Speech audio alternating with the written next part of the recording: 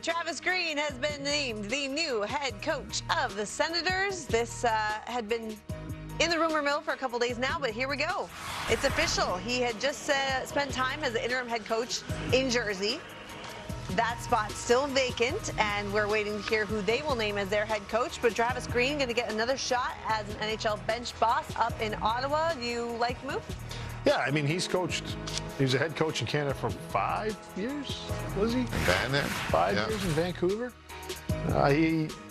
Tom Fitzgerald allowed him to interview. I think he was still on the table for New Jersey, but they let him, he wasn't handed the job.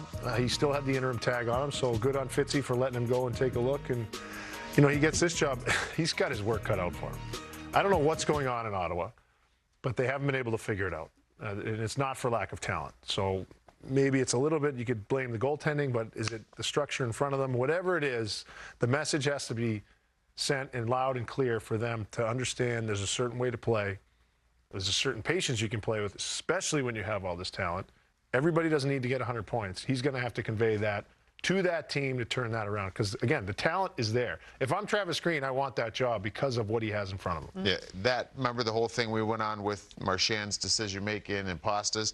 They need all those types of clips to be shown to that team there. They have to believe in that, and that's Travis Green's job here. That's the biggest hurdle I think he's going to have there is taking all this young talent and turning them into a complete team and be able to win games when it's uncomfortable in ways that they don't know that they can win. So, yeah, I mean, this is an opportunity for him, again, to be the bench boss there.